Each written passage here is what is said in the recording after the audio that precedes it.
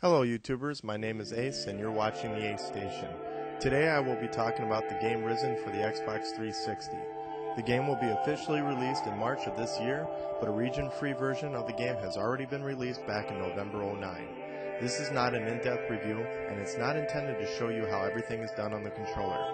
This video is intended to show what to expect when the US version is released. Let's start things off with the graphics. This game definitely shows that it's not about the looks. Very old school style with lots of grainy filtering and very low draw distances.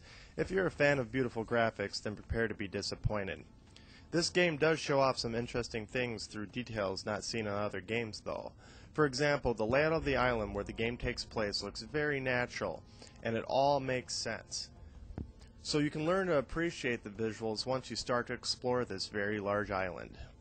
Spells are your usual flashy effects from your basic elements such as fire and ice. The lighting is good along with the shadowing. The morning sun rises to the lightning when it rains. It has a little of everything that makes this island click.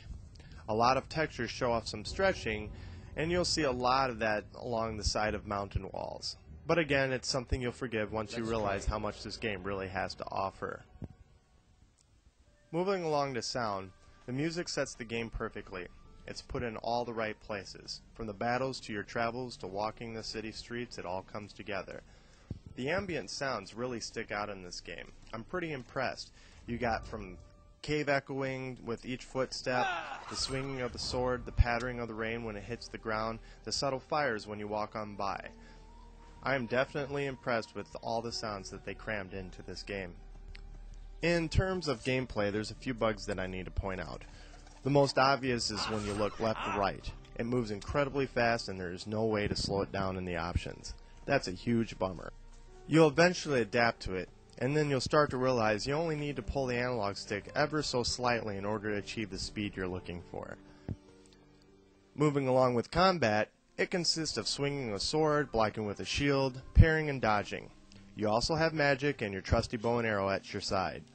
Combat isn't the smoothest experience you've ever had, but it's certainly not the worst. Locking on is automatic and usually favors the one that is the closest.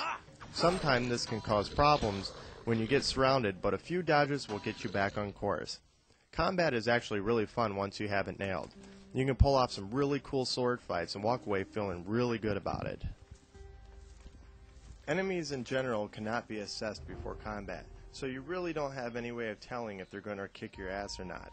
The best way is taking a swing and seeing how much life you take off, and then prepare to run. Another thing you can do is save and save a lot before trying anything in this game. A lot of trial and error when it comes to testing the waters with enemies. Beefing up your character. While your character does level up in the game based on enemies you kill and quests you take, it really does little to boosting your stats. The true method of leveling up is through various people you find throughout the island that will train your physical stats and also teach you much needed survival skills. When you level up, you gain learning points, and in turn, you find the specific trainer you're looking for, whether it be a fighter that increases your strength, or to better you in the use of a sword, or perhaps an alchemist that can better your intelligence and train you in the ways of making potions. This is how you flesh out your character, but think real hard on what you want your character to be, because once you spend the points, there's no getting them back. Now let's talk about my favorite aspect of the game, exploration. This game has some of the funnest quests and hidden items in an RPG game I have ever played. It is very hardcore compared to most RPGs in terms of searching. For example, I was wandering around and I found this random chest in some beach at the far north part of the map that contained one half of a weapon, and I needed to find the other half in order to make it whole. There are no side quests attached or markers pointing the way to the other half. It's purely 100% exploration, and I loved it. There are several things like this throughout the game, and I enjoyed the hunt because it made it personal for me and it felt like a real adventurer. While important quests are marked, it never takes away from all the little things you'll find, and it's the perfect balance. I wish other games would follow suit. You will find in the game two factions. Choose which one you'll side with and do the quests. There's a lot of weapons you can find in the game, and you can also find them in stores. However, if you're looking for armor, you're not going to find it. Armor is obtained by going through the ranks of whichever faction you join, so don't get upset like I did when I couldn't find a store selling armor. You'll be running around in bum clothes for some time, and this is normal. Another fun thing to do is hunting and carving meat. You can also obtain hides by buying tools necessary for skinning. Additionally, you can get a frying pan and cook over an open flame to create meals for yourself. Or find an oven, which will provide a little bonus to cooking, and if that's not enough, you can even find recipes to gain even more bonuses. In the game, you can also buy raw metals, which in turn allows you to create your own weapons. Basically, the process goes by shoving the blade into a flame, cool it down with water, shape it with a hammer, and then finally finishing it up with a sharpening stone. Here you can wield your new weapon proudly or sell it for a profit.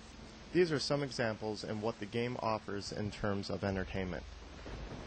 The final thing I'd like to touch on exploration is the booby traps that you find in the dungeons. You really have to pay attention.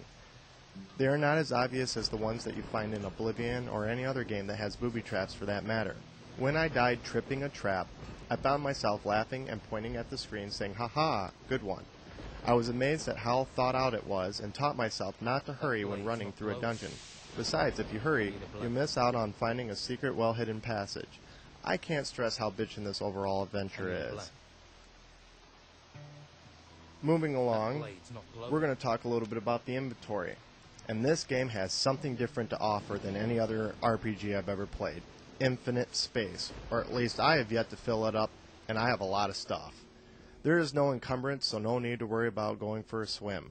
The only downfall to unlimited space is scrolling through all your stuff to get what you want.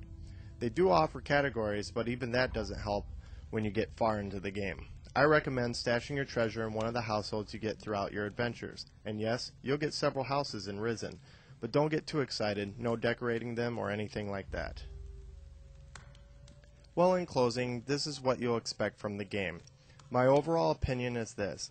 It's a very hardcore game, and if you've ever played Gothic on the PC, this game clones it, and you will recognize a lot of what made Gothic so great. This is truly an adventure you don't want to miss. Despite mediocre graphics and low draw distances, this game well makes up for it in the adventure in itself. This game does not hold your hand in any way. You truly need to feel out everything for yourself. Despite the official rules that come out in March, I say ignore it and play. And I'll end with some advice for the newbies. Train in hunting and buy hunting tools ASAP. If you're a fighter, focus a lot on strength and train on axe or sword. Try to avoid spending points on both. Feel out your enemies and prepare to turn and run if too powerful. Save before you fight an unknown enemy, and save before going into any new dungeon. Explore, explore, explore. There is a lot out there, so happy hunting. Please look forward to my next video on Mass Effect 2 for the Xbox 360, and even further out, White Knight Chronicles for the PlayStation 3. My name is Ace, and thank you for watching the Ace Station.